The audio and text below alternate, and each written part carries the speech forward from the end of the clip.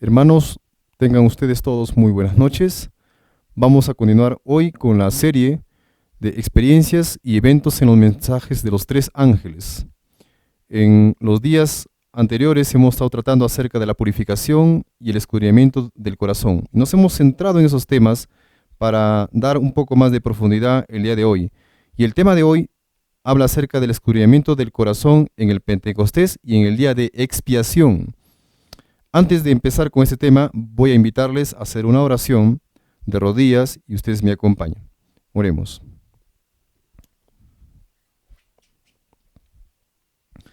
Amado Padre que estás en los cielos, te damos gracias, Señor, porque tú nos revelas cuál es el camino que hemos de seguir, cómo es que hemos de comunicarnos contigo, de modo de que tú puedas escoger nuestros caminos, el camino más seguro que es el camino de Cristo, el camino estrecho.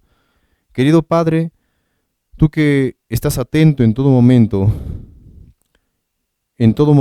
tus ángeles están vigilándonos. Te rogamos, querido Señor, de que nos des luz para poder comprender este tema más a fondo, el tema de la purificación, el tema de las experiencias de los mensajes de los tres ángeles. Te ruego que por cada uno de los que están aquí presentes y escuchando, si es que alguien está pasando por una situación difícil que pareciera imposible, sin embargo, dale, Señor, suficientemente aquella fe, aquel poder de un Cristo que todo lo puede, para que te conozca a ti, Señor, y tú seas glorificado en la persona o en la familia. Querido Padre, acompáñanos ahora en este momento, durante este mensaje. Te lo pedimos en el nombre de Jesús. Amén.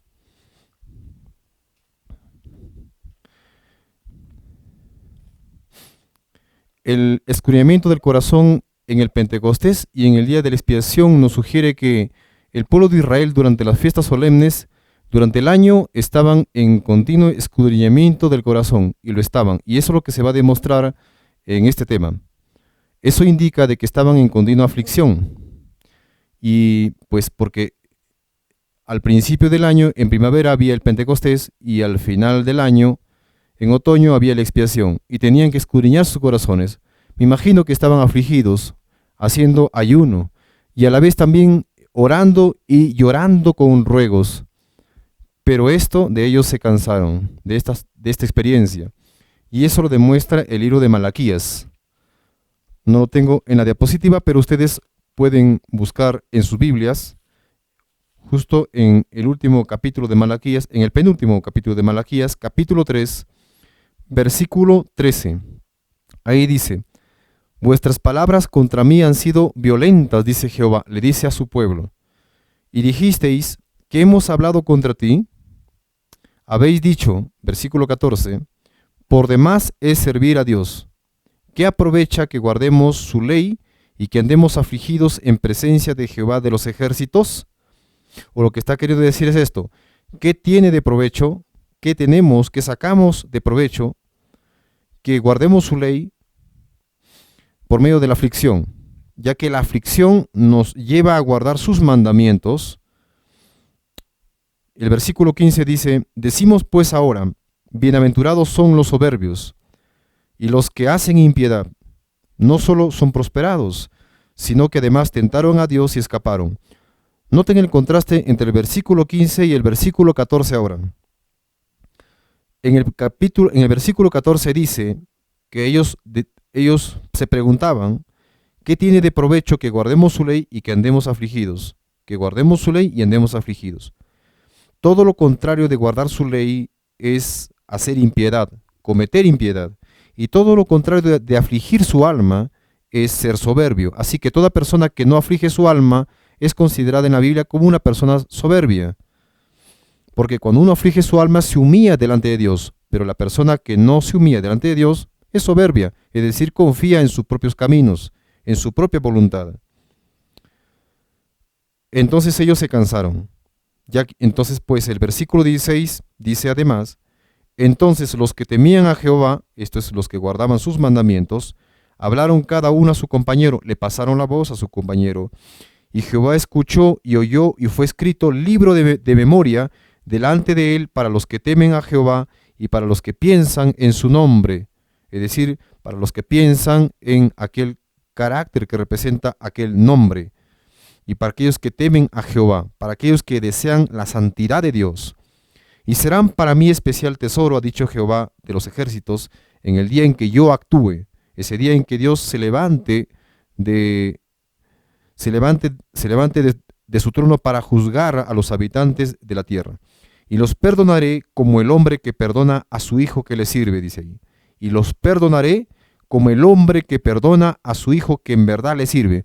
Así que de un padre de familia, no todos los hijos le sirven, pero aquellos que se afligen, que afligen su vida y guardan sus mandamientos, Dios los perdonará en el final del tiempo, como perdona a su hijo que en verdad le sirve. Entonces, se refiere en aquel día, os volveréis y discerniréis la diferencia entre el justo y el malo, entre el que sirve a Dios y el que no le sirve a Dios. Me imagino ese cansancio del pueblo de Israel de afligir su alma. Y luego de esto comparo con la condición actual del pueblo de la Odisea. Hablo con la iglesia actual. ¿Será que la iglesia actual también se ha cansado de afligir su alma delante de Dios? ¿Será que la iglesia ha olvidado el escudriñamiento de sus pecados antiguos? ¿O es que todavía está llevando esa carga de pecados como una maleta tras sus espaldas? Cuando hablamos del escudriñamiento del corazón en el Pentecostés, si se produjo en el Pentecostés, me refiero a que cuando Jesús vino, le dijo a sus discípulos, no que vayan a predicar. Durante el tiempo que estuvieron con ellos andando, los capacitó, aprendieron mucho de él, pero cuando ya estando preparados, no fue suficiente como para decirles, vayan y prediquen el Evangelio a todo el mundo, a Jerusalén y al resto de las naciones, sino que más bien le dijo, quedaos aquí, en la ciudad, hasta que recibáis del Espíritu Santo. Pero para que reciban del Espíritu Santo tenían que escudriñar sus corazones, y esto es lo que vamos ahora a demostrar. Les dijo de esta manera, como está en Lucas capítulo 24, versículo 49. He aquí yo enviaré la promesa de mi Padre sobre vosotros, pero quedaos vosotros en la ciudad de Jerusalén, hasta que seáis investidos de poder desde lo alto, le dijo así. Y esa es la misma promesa que nos da a nosotros. Ese es el mismo consejo que nos da a nosotros, que no podemos ir a predicar directamente hasta que no seamos investidos desde poder, desde lo alto. El día que ellos fueron investidos de ese poder, recibieron aquella lluvia temprana. Y el día que nosotros vayamos a predicar ese fuerte pregón, tendremos que tener también la investidura del Espíritu Santo, ser investidos desde el poder, desde lo alto, por medio de la lluvia tardía. Y eso aparecerá en el tiempo final. ¿Cuándo? Durante este tiempo. Tenemos nosotros entonces, hermanos, que despertar. Esto es el ángulo que se presentó al comienzo de todos estos temas. ¿Cuál era el desarrollo en cada uno de los mensajes angelicales? ¿Cuál fue cada experiencia por cada evento? El mensaje de primer ángel, la purificación. El mensaje de segundo ángel sigue siendo la purificación, simplemente la purificación de las costumbres mundanas y papistas. Y en el mensaje del tercer ángel, la justicia de Cristo por la fe, que nos lleva al reposo espiritual. Ellos reflejan el carácter de Cristo. Ellos guardan los mandamientos de Dios. Es en ese momento cuando Jesús se manifiesta de una manera personal, corporal, y entra en nosotros, cuando estamos ya listos como para que el Rey en persona habite en nuestros corazones. Es decir, que el Espíritu Santo se derrama, pero en gran potencia. Y será esto mucho mayor que lo que pasó con la primera iglesia apostólica, es decir, con la iglesia de Efeso. Por lo tanto, la experiencia en el Pentecostés es similar a lo que será la experiencia en los días durante el final del tiempo de los días de expiación, al final de los días de expiación. En el desierto se celebró por primera vez el Pentecostés. El 5 aproximadamente o 6 de Sivan, que es el tercer mes según el calendario hebreo, sucedió el Pentecostés. Aquel día Dios dio las tablas de los 10 mandamientos por medio de Moisés, que testifican su carácter santo de Cristo. Dice en Éxodo capítulo 19, versículos 10 y 11, Y Jehová dijo a Moisés: Ve al pueblo y santifícalos hoy y mañana, aproximadamente el 3 y 4 de Siván, del tercer mes, y laven sus vestidos, y estén preparados para el día tercero, posiblemente el 5 de Siván, o el 6, porque el tercer día Jehová descenderá a ojos de todo el pueblo sobre el monte de Sinaí. Entonces, ¿qué le dijo? Santifícalos hoy y mañana. Cuando uno busca esta palabra santifícalos, en la Septuaginta encuentra que se deriva de la palabra agnison, que significa purificar, pero purificar el corazón. Obviamente, que está separado de la otra palabra que es lavar sus vestidos, que es una cosa aparte, pero que es necesaria porque la presencia de Dios se iba a manifestar delante de ellos en el Sinaí. Dice, santifícalos hoy y mañana y laven sus vestidos. Eran las dos cosas. Sí, era una limpieza total prácticamente, una limpieza interna y una limpieza externa. Y de lo que está hablando acá es acerca de la purificación del corazón cuando dice, santifícalos hoy y mañana. Entonces, eso es lo que se dio el día del Pentecostés, y se volvió a repetir también en el Pentecostés celebrado por los discípulos de Cristo el día 5 o 6 de Siván, después que Jesús ascendió a los cielos. Ellos se prepararon durante estos tiempos que quedaban, los 50 días, desde el día que Jesús resucitó, escudriñando sus corazones.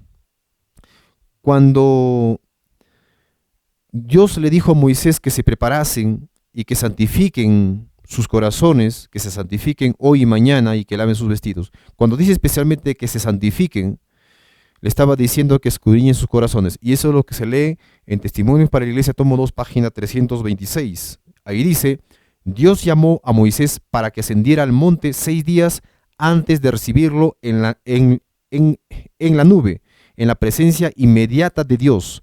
La cumbre de la montaña estaba radiante con la gloria de Dios. Y sin embargo, aunque los hijos de Israel tenían a la vista esta gloria, la incredulidad les era tan natural que comenzaron a murmurar con descontento porque Moisés estaba ausente. Mientras la gloria de Dios significaba su presencia sagrada sobre la montaña y su dirigente estaba en estrecha conversación con Dios, ellos tendrían que haberse santificado mediante, y luego lo dice en rojo, un íntimo escudriñamiento de corazón, humillación y piadoso temor. Esta era la experiencia, esta era la preparación para recibir a Jesucristo, a Jesús que estaba en Moisés, al instructor de justicia, al Morej, al maestro que enseña justicia, y esa justicia revelada a través de las tablas de los 10 mandamientos, que representa el carácter mismo de Cristo, el carácter de Dios, de los santos que habitan ahí en los cielos. Y esta vez estaba traída a través de un hombre mortal, Moisés, y ahí estaba Cristo mismo, puesto que su rostro reflejaba la gloria de Dios, estaba totalmente iluminado y fulguraba fuertemente su rostro. Pero para que ellos estén preparados para la presencia de Dios, el pueblo debía escudriñar su corazón en humillación y piadoso temor. Dice además la parte final de la cita, Dios había dejado a Aarón y Hur para que tomaran el lugar de Moisés. En su ausencia, el pueblo debía consultar y buscar el consejo de estos hombres designados por Dios. Eso fue el Pentecostés, pero en el desierto. Pero el Pentecostés que fue desarrollado el 5 o 6 de Siván, después de la resurrección de Cristo, o a partir de ella, nos lleva a una experiencia muy semejante. Y esto que vamos a leer en Hechos de los Apóstoles, página 30. Dice allí, los discípulos oraron con intenso fervor, pidiendo capacidad para encontrarse con los hombres, y en su trato diario hablar palabras que pudieran guiar a los pecadores a Cristo. Poniendo aparte toda diferencia, todo deseo de supremacía, se unieron en estrecho compañerismo cristiano, se acercaron más y más a Dios, y al hacer esto comprendieron cuán grande privilegio habían tenido al poder asociarse tan estrechamente con Cristo. La tristeza llenó sus corazones al pensar en cuántas veces les habían apenado por su tardo entendimiento y su incomprensión de las lecciones que para el bien de ellos estaban procurando enseñarles. Estos días de preparación fueron días de, ¿qué dice? De profundo escudriñamiento del corazón. Los discípulos sentían su necesidad espiritual y clamaban al Señor por la santa unción que los había de hacer idóneos para la obra de salvar almas. Esto todo lo que pasó La experiencia del escudriñamiento del corazón sucedió durante el Pentecostés. Fue delante del monte sagrado del Sinaí y fue durante el tiempo apostólico, cuando la lluvia temprana cayó sobre aquellos corazones que habían escudriñado de una manera profunda su alma. Esta misma experiencia del descubrimiento de corazón es necesario para el tiempo de expiación, para el tiempo actual. Y es la que definirá en el pueblo santo de Dios, esto hablo en el pueblo adventista, quienes estarán preparados, a quienes Dios escogerá para que vayan y prediquen el Evangelio a un grupo de personas, a sus hijos que están esparcidos en el mundo, en Babilonia. Veamos pues una profecía interesante que se encuentra en el libro de Primeros Escritos, que se titula El zarandeo, pero ¿está relacionada con la purificación? Sí, porque nos lleva la purificación, además, hasta la lluvia tardía, se extiende hasta el momento de la lluvia tardía. Voy a leer lo que dice esta cita, esta visión. Dice: vi que algunos con fe robusta y gritos acongojados clamaban ante Dios. Estaban pálidos y sus rostros demostraban la profunda ansiedad resultante de su lucha interna. Noten lo que ellos tenían, una lucha interior. No es que alguien los estaba atacando, pero sin embargo estaban con una fe robusta, dice, y gritos acongojados. Clamaban ante Dios. ¿Y qué significa que clamaban ante Dios? Que oraban con un intenso fervor. Gruesas gotas de sudor bañaban su frente, pero con todo su aspecto manifestaba firmeza y gravedad. Quiere decir que ellos luchaban contra el pecado con todas sus fuerzas. Eso lo vamos a mostrar después. Gruesas gotas de sudor bañaban su frente. ¿Se imaginan ustedes la lucha que ellos tenían? Porque era una lucha interna.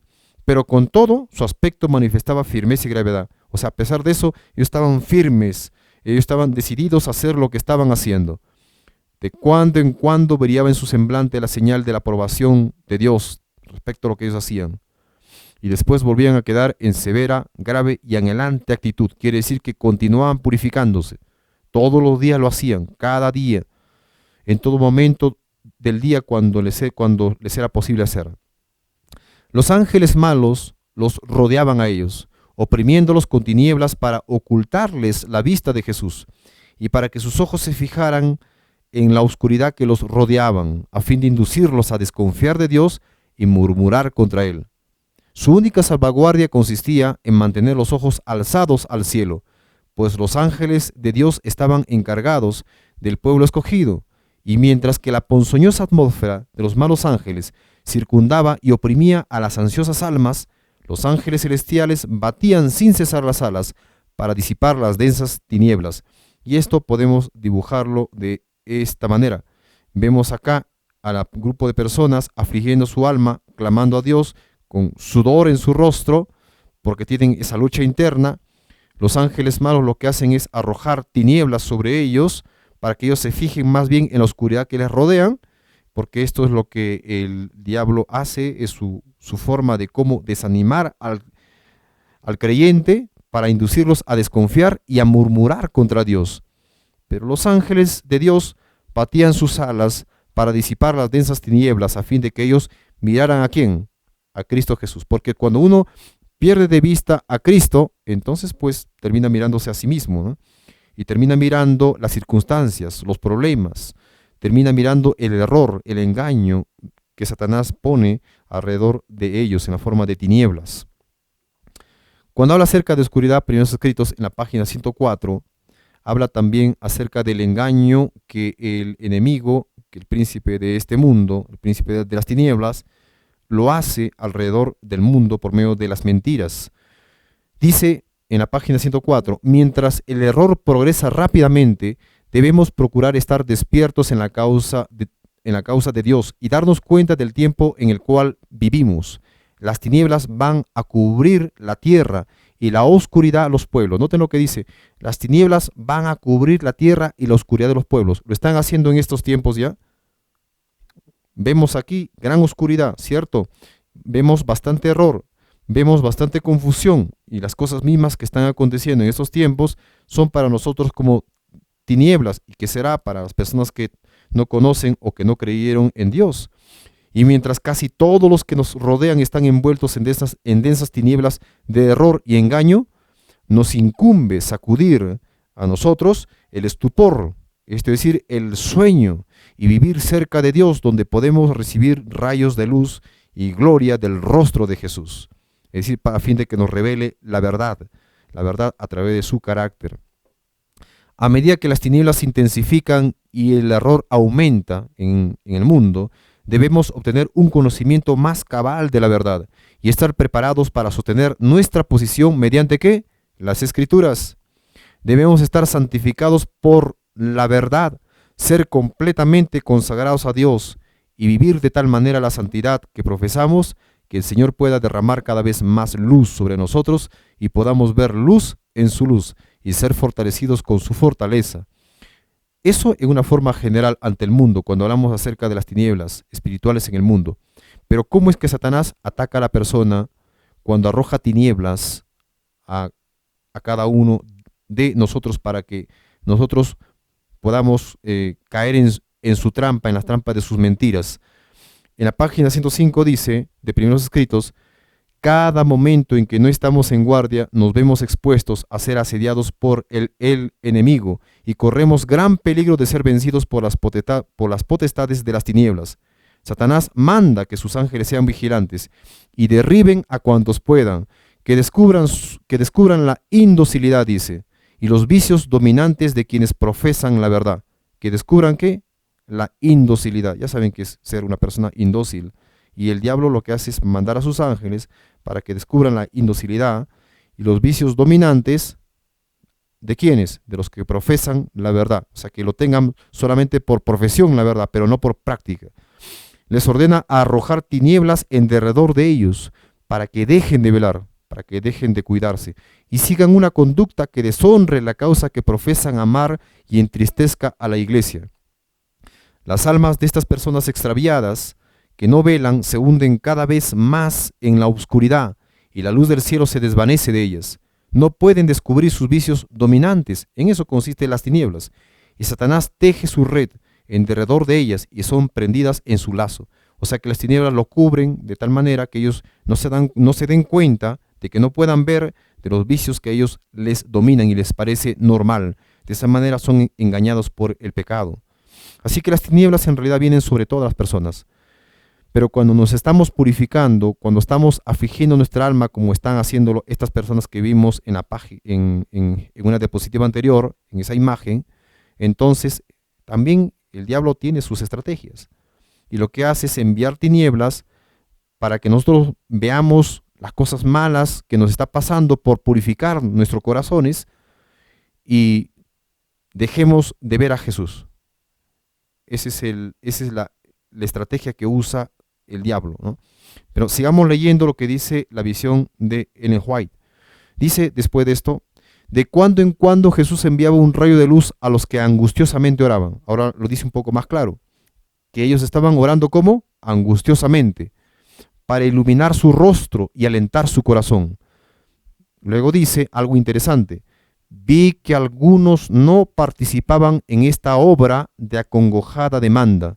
Vi que algunos, lo voy a decir de otra manera, no participaban en esta obra que demandaba de congoja, de aflicción, de tristeza, sino que se mostraban indiferentes y negligentes, sin cuidarse de resistir a las tinieblas que los envolvían. Y éstas los encerraban como una nube densa. El error y el engaño del mundo los encerraban como una nube densa, creyendo que estaban bien, sin embargo engañados por los pecados del mundo. Los ángeles de Dios se apartaron de ellos y acudieron en auxilio de los que anhelosamente oraban. Vi ángeles de Dios que se apresuraban a auxiliar a cuantos se empeñaban en resistir con todas sus fuerzas a los ángeles malos y procuraban ayudarse a sí mismos, invocando perseverantemente a Dios. Pero nada hicieron sus ángeles por quienes no procuraban ayudarse a sí mismos y los perdí de vista. Lo resumo con esta imagen. Hubo un grupo que no afligía su alma, que no participaba de esta obra de acongojada demanda, de esta oración que demandaba congoja, aflicción de espíritu en la oración. Vi otro grupo que se mostraba negligente y otro grupo que sí estaba afligiendo su alma, que lo vimos al comienzo de la visión. Y los ángeles de ellos, o sea, sus ángeles guardianes de cada individuo, se apartó de ellos y se fue más bien en auxilio de aquellos que estaban afligiendo su alma, con oración, con ruegos, con lágrimas. ¿Y qué sucedió después? Esta división que vemos en la imagen, esta división ya es un tipo de zarandeo que ocurre en el pueblo de Dios. Al final del tiempo que se nos da, digamos, un pequeño tiempo de gracia dentro de la misma iglesia. Después dice Ellen White, pregunté cuál era el significado del zarandeo que yo había visto. Claro, es un zarandeo porque vemos acá una división de dos grupos. Hay preferencia porque los ángeles de un grupo que no afligen su alma se van en auxilio de el grupo que está afligiendo su alma y que está tratando de luchar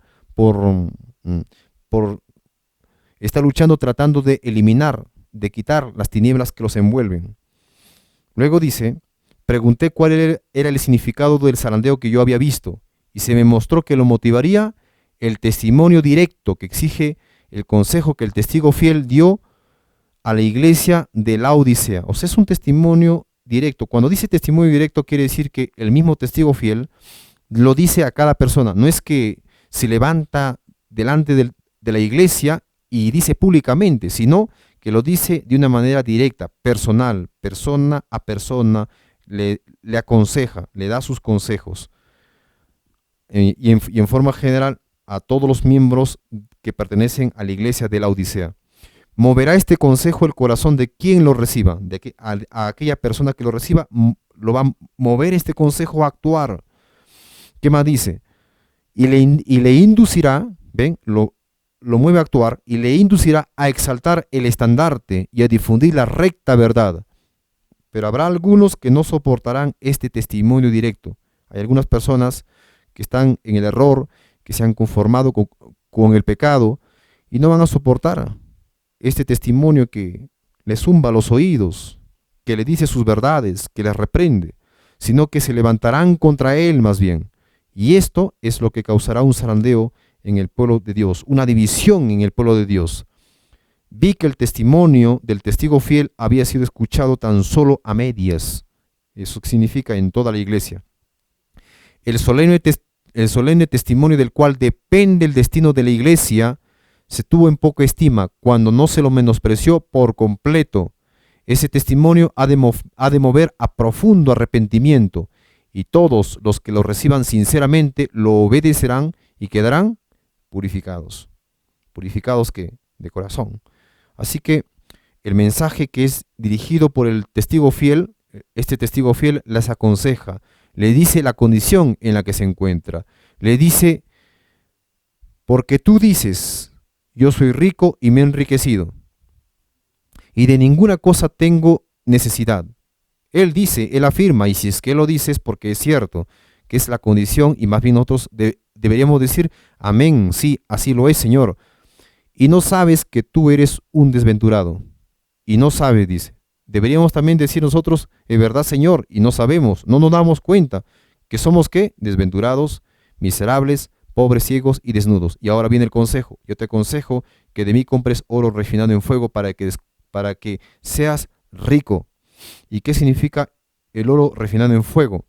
Esto en Joyas de los Testimonios, tomo 1, página 330, dice, el oro, que es la fe y el amor puro. Y no se puede probar la fe y el amor puro a menos que no pasemos por pruebas.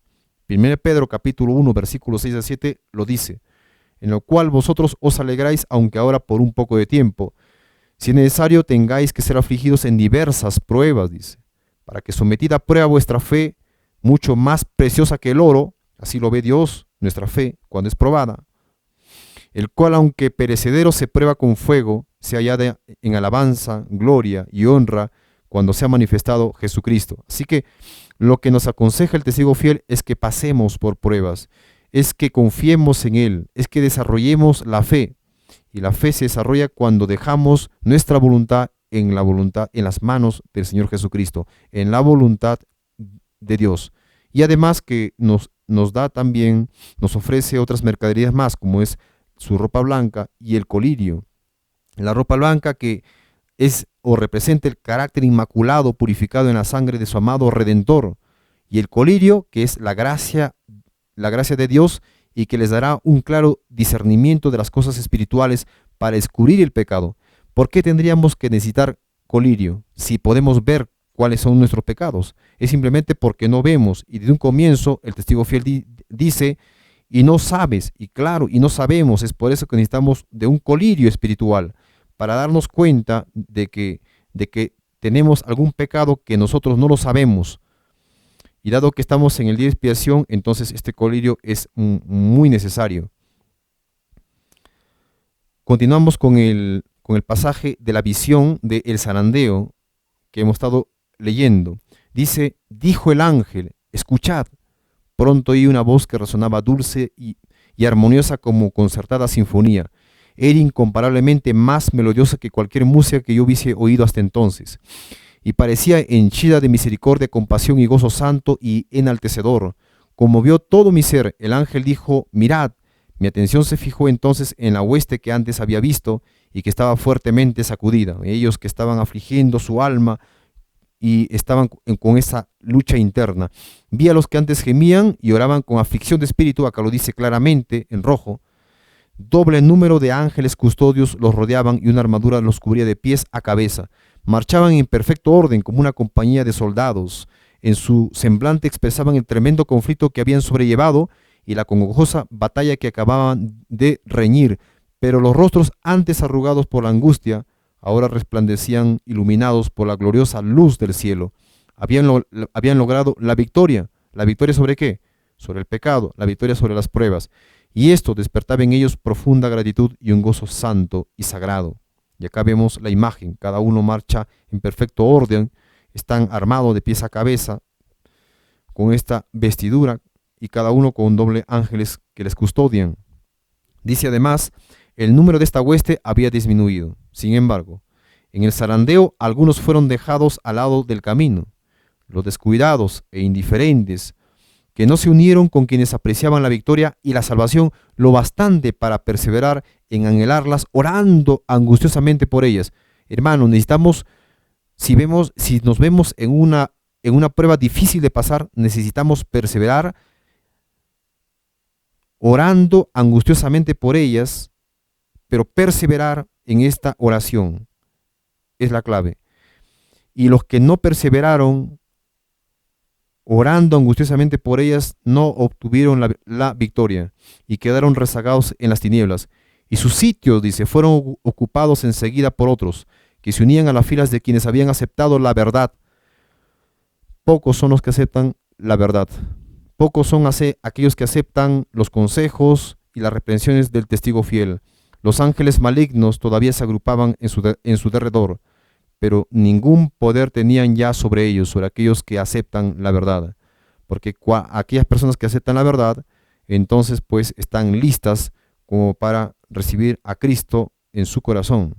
Y aquí vemos una imagen en la cual se ve que algunos se dejan llevar, abandonan aquella lucha y viene otra persona y los reemplaza. Vean que hay un reemplazo frente a aquellas personas que, a pesar de que se purifican, sin embargo no van a lograr la victoria. ¿Y por qué es que no logran la victoria? Acá lo dice la pluma inspirada en otra cita. Dice, Dios probará a los suyos, Jesús los soporta pacientemente y no los vomita de su boca en un momento. Dijo el ángel, Dios está pesando a su pueblo. Si el mensaje hubiese sido de corta duración, como muchos de nosotros suponíamos, no habría habido tiempo para desarrollar el carácter. Por supuesto, se requiere tiempo para poder alcanzar el carácter de nuestro Señor Jesús. Muchos actuaron por sentimientos, no por principios y fe, y este mensaje solemne y temible los conmovió, obró sobre sus sentimientos y excitó sus temores, pero no realizó la obra que Dios quería que realizase. Dios lee el corazón, porque sus hijos no se engañen a sí mismos. Les da tiempo para que pase la excitación. Yo le puse aquí piedras porque se parece mucho al terreno pedregoso de la parábola del sembrador, que solamente por la emoción acepta la palabra de Dios. Luego los prueba, dice, para ver si quieren obedecer el consejo del testigo fiel. Dios conduce a su pueblo paso a paso, coloca a sus seguidores en diferentes situaciones, a fin de que se manifieste lo que hay en el corazón. Algunos soportan ciertas pruebas, pero fracasan en otras. A medida que se avanza en este proceso, o sea, en este proceso probatorio, el corazón es probado un poco más severamente. Si los que profesan ser hijos de Dios encuentran que su corazón se opone a esta obra directa, deben convencerse de que tienen que hacer algo para vencer, si no quieren ser vomitados de la boca del Señor.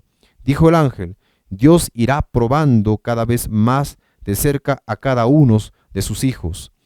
Algunos están dispuestos a aceptar un punto, pero cuando Dios lo prueba en otro punto, los rehuyen y retroceden, dice, porque hiere directamente a algún ídolo suyo. Así tienen oportunidad de ver lo que hay en su corazón que los aísla de Jesús. Porque claro, en el corazón puede habitar solamente dos cosas, ¿no? O la mentira, es decir, el ídolo, o Cristo. Hay algo que aprecian más que la verdad, dice, y su corazón no está preparado para recibir a Jesús. Los individuos son probados durante cierto tiempo para ver si quieren sacrificar sus ídolos y escuchar el consejo del testigo fiel. Quiere decir que solamente aquellos que sacrifiquen sus ídolos son los que van a oír el consejo del testigo fiel. Si alguno no quiere ser purificado por la obediencia de la verdad, nuevamente vuelve a hablar de purificados por la obediencia a la verdad, lo que habla en 1 Pedro capítulo 1 versículo 22, porque es el Espíritu Santo el que convence de pecado, el que trae la verdad, y si es que esa persona obedece a aquella verdad, queda purificada del alma, ¿no? Y luego dice, si alguno no quiere ser purificado por la obediencia de la verdad y vencer su egoísmo, su orgullo y malas pasiones, los ángeles de Dios reciben este encargo. Se han unido a sus ídolos, dejadlos, y prosiguen con su obra dejando en manos de los malos ángeles aquellos que no han subyugado sus rasgos pecaminosos. Los que resisten en cada punto, que soportan cada prueba y vencen a cualquier precio que sea, han escuchado el consejo del testigo fiel, y ellos recibirán la lluvia tardía y estarán preparados para la traslación. Joyas de los Testimonios, tomo 1, páginas 72 y 73. Hay algo importante, hermanos, pero no voy a leer toda la cita, solamente hasta la parte final de la parte de rojo. Dice, conforme vaya acercándose la tempestad, y esto es en el tiempo final, donde estamos muy cerca, muchos que profesaron creer en el mensaje del tercer ángel, no importa que hayan tenido gran conocimiento en la justificación por la fe o en la reforma por salud, pero que no fueron santificados por la obediencia a la verdad, abandonarán su fe e irán a engrosar las filas de la oposición. Y esto será bien cierto. Esta es la profecía de White en Conflicto de los Siglos, página 666. O sea, aquí el secreto es, y la mira de nuestro objetivo es, ser santificados por la obediencia a la verdad, ser purificados por la obediencia a la verdad. Requiere, hermanos, de una sinceridad real delante de nuestro Dios, porque Dios conoce los corazones de todos los hombres. Termino con lo que es la visión de Ellen White en la página 271. Dice, oí que los revestidos de la armadura proclamaban poderosamente la verdad, con fructuosos resultados. Muchas personas habían estado ligadas, algunas esposas por sus consortes y algunos hijos por sus padres. Las personas sinceras que hasta entonces habían sido impedidas de oír la verdad, se adhirieron ardientemente a ella. Desvanecióse todo temor a los parientes, y solo la verdad les parecía sublime. Habían tenido hambre y sed de la verdad, y esta verdad les era más preciosa que la vida. ¿Se imaginan esto? Que puedan desprenderse de todo aquello que se opone ante la verdad. Pregunté por la causa de tan profundo cambio, y un ángel me respondió, es la lluvia tardía, el refrigerio de la presencia del Señor, el potente pregón del tercer ángel. Aquí es cuando los hijos de Dios salen a proclamar el mensaje final a este mundo, el mensaje de la justificación por la fe, el mensaje de la fe de Jesús, del poder de Cristo que es capaz de vencer sobre todo tipo de tentación, sobre todo tipo de prueba, de una forma total, completa y cabal. Así que tenemos que pasar por esta experiencia, dedicarnos, someternos a Dios hasta que la justicia de Dios se revele en nuestros corazones. En Juego de los Testimonios dice en la página 364, y ya estoy a punto de terminar: los que son reprendidos por el Espíritu de Dios no deben levantarse contra el humilde instrumento. Es Dios y no un mortal sujeto de error quien ha hablado para salvarlos de la ruina, porque todo el problema está que cuando nosotros detenemos la verdad y cuando decimos al Espíritu Santo, no te metas con no te metas con mis problemas, no te metas con aquellas cosas que yo amo, que yo abrigo en mi corazón, pero aunque tú dices que es pecado, pero Él nos aconseja para salvarnos de la ruina. Luego dice: los que desprecian la amonestación serán dejados en las tinieblas y se engañarán a sí mismos. Obviamente, se queden engañados por sus propios pecados.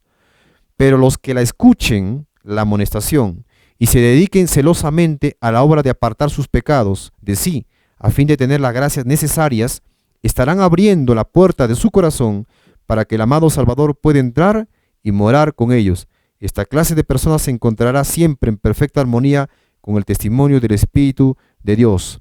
Así que cuando en Apocalipsis capítulo 3, versículo 20 dice: he aquí yo estoy a la puerta y llamo, si alguno oye mi voz y abre la puerta, entraré a él y cenaré con él y él conmigo.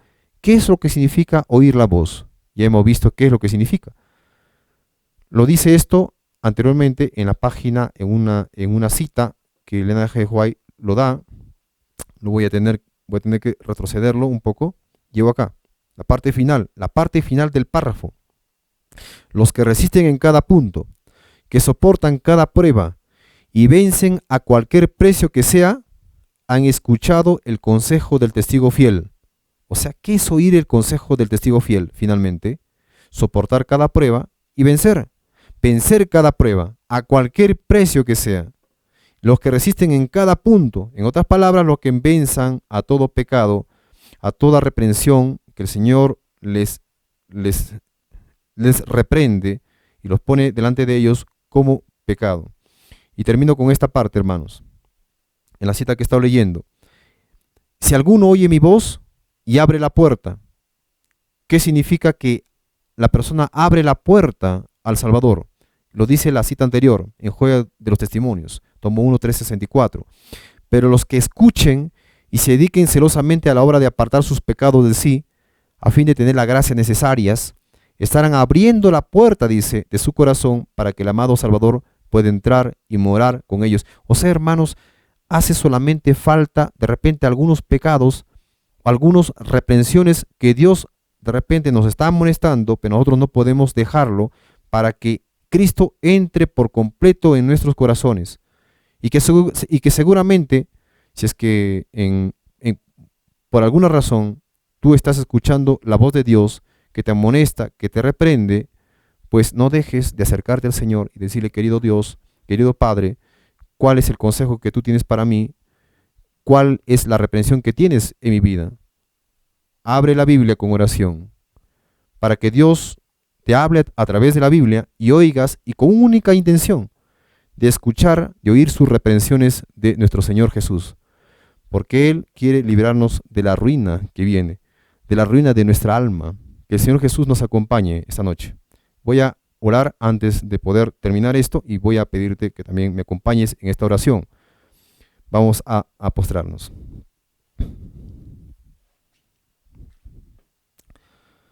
Amado Padre que estás en los cielos, te damos gracias por la gracia que tú nos das.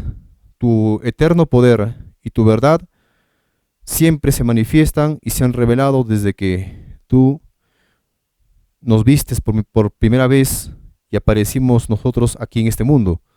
Es decir, que vimos la luz de los rayos del sol. Querido Padre, tú que todo lo sabes, te pedimos que tú perdones nuestros pecados y que tomemos en cuenta y que tomemos en serio que estamos en el juicio investigador y que necesitamos ponernos de parte de la verdad, más bien intencionalmente escudriñar nuestros corazones, cooperar con la obra de purificación, de expiación que tú estás haciendo en el lugar santísimo. Padre amado, queremos ser parte de tu pueblo, queremos estar reunidos ahí juntamente con los santos, con aquellos que estarán algún día cantando con gozo, con alegría, por por la victoria contra el pecado y la muerte.